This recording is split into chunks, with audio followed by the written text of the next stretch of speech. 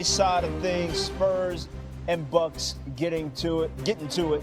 More so the Spurs, quite frankly, who are gunning for that 1 seed clearly still. Yeah. Come on. Yeah, that's how we're starting the hype. All right. The alien with it behind the back to a former Rookie of the Year. Don't want to spoil the rest. That's right. Victor Wembanyama working from the elbow now. Excuse me. Up and through Miles Turner off glass. That's good. They're up 22 after the made free throw. Now we're working in transition. And, buddy, Torian Prince, excuse me. Castle just threw his chest. That is indicative of how this game was, frankly. More from Castle to Wemby. It's unfair. I don't know what to tell you. Castle 22, 10 and 10 sports triple-double this season. And then Wemby going up the court to De'Aaron Fox, and it's right back to the big fella who, yes, can take you off the dribble. 23 and 50. What you want me to say about this? He done changed my mind. I'll put him ahead. I'll put him in the lead. I mean, after that, listen, let me explain what you just saw. Let me explain to America and to the basketball world what you just saw Victor Wembanyama do. First of all, nobody's ignoring his defensive prowess because obviously myself and others have been on the record stating the Defensive Player of the Year has already been decided. It's not even close. It's clearly him. I have a vote. He has my vote. Defensive Player of the Year. I don't give a damn what I see anybody do over the last 3 weeks of the season. It's over. Defensive Player of the Year is going to him. That hasn't been ignored. But he is right when he says it doesn't get mentioned enough when we talk about league MVP. That's a very astute point on his part. But that ain't even what did it for me. Obviously, Shai Gilgeous-Alexander, Shea Butter is that dude. He is spectacular. Make no mistake about it. He's money in the bank. It really is special to see. The second place team, who hasn't been relevant in years, has a star in Victor Wembanyama before the playoffs even began. An NBA playoffs, by the way, that he has yet to participate in his career. And he looked into the microphone and the camera and said, "We've dominated the defending champions when we've seen it." I mean, damn. I just want people to understand what he's saying. What he's saying is, before the playoffs have begun, OKC, I've kicked your ass. Yep. That's what he's saying. Thank you. That's what he's saying. And I'm like, what? And then here's the scary part, y'all. I'm scratching my head, right? Because I'm imagining OKC right now.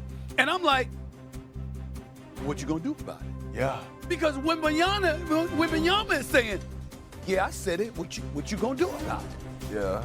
Damn. Yeah. That's what he's saying. Yeah. That's what he's saying. Okay? Yeah. This is what we do. You know, folks play the sport.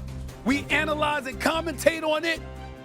But ultimately, as a scribe, as a pundit, as a commentator, you got to dissect and read in between the lines and interpret this accurately. That's what he's saying. Yeah. He's saying defense needs to matter more. Oh, by the way, offense, I'm giving you that too. Oh, by the way, y'all reigning defending champions, I bust their ass. That's what he's saying. He said 4 out of 5 times. And then gave you the 3 games they were available and highlighted the 1 game they wasn't. And he's reminded, and he's saying it before the playoffs.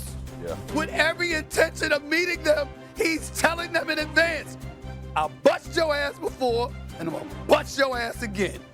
Damn. Yeah. Now that's an MVP right there. So Shai is right there. I'm not omitting Jaylen Brown. But after that, as a voter, now I got to sit back there and go like this. Did he lie? Because he isn't. He's not lying. Yo, y'all, Wembanyama's special. I'm talking about his personality in this. He's special. He's special. Like a cleanse. Phenomenal. Not that I would know what a cleanse is, Sharpe. You probably know. I don't know what a cleanse is, but I it would. feels like what it would be like. Yeah, you probably would. You probably would, Stephen A. He wants to care about the regular season. He wants to talk trash. He wants everybody to play in the All-Star game. He does. he does a grassroots thing where he creates his own fan section and then tells the Spurs, how about we get a drum? I'm going to start. That was his idea. I'm going to get a drum. Like a superstar who wants to improve the grassroots fan base of his team. Like, this guy is unbelievable. Shea, I remember when he first came to the United States, okay, and he played against Scoot Henderson. And at the time, we weren't sure who was going to be the number one pick. And Victor said Scoot would be the number one pick, but unfortunately he was born the same year I was, so he ain't going to be. It was like he arrived here talking trash. This is the way he's always been. This is also great. All right, Shump, my head says Shea. My head says Shea. They're going to win 60 games.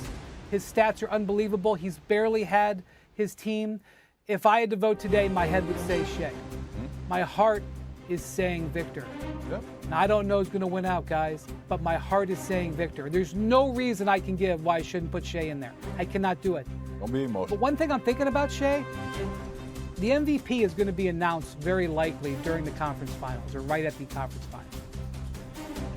There's a reasonable to strong chance if everybody stays healthy, it's going to be Spurs Thunder. I mean, the Thunder are 15-1 the last 16. The Spurs are 22-2. I realize there's some other teams playing well, but these two teams have very clearly distanced themselves from the pack. Here's what I'm thinking about, and I know it's a regular season award. You don't have to say it. I got that. When we get to the conference finals and that MVP gets announced, am I going to be proud of that vote? That's what I'm thinking about. Am I going to be able to say, because I don't know. I have nothing bad. I have nothing but respect and admiration for the Thunder and Shea Gilgeous-Alexander. But I'm debating about whether the Spurs can do it. I don't know. And I'm thinking about when that vote comes out, how I'm going to feel. I don't know. Well, listen, we've got Shea Gilgeous-Alexander having missed about 7 games this year, if I remember correctly, Wendy. About 7 games this year. Okay. Missed games are not. They're both going to be okay. I'm not worried about missed games. I know that. I'm getting to a point. My point is, it's not about the awards.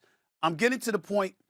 He's missed about 7 games. If I remember correctly, Wemby's missed about 5 to 7 games more than Shea. They're only 3 games back.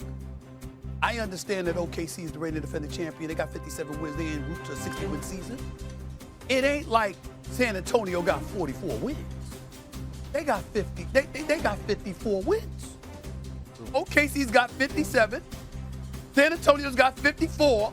And Wemby has missed about 5 to 7 more games than Shea. What if he had it?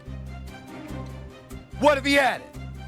We might have a tie within the Western Conference. Don't give me records. Don't give me standings. I'm talking about performance. And when you see what Shea has done, when you see what Wemby has done, see, the only part about this that's bad, guys, it infuriates me right now. It really ticks me off that Jaylen Brown isn't a part of this conversation.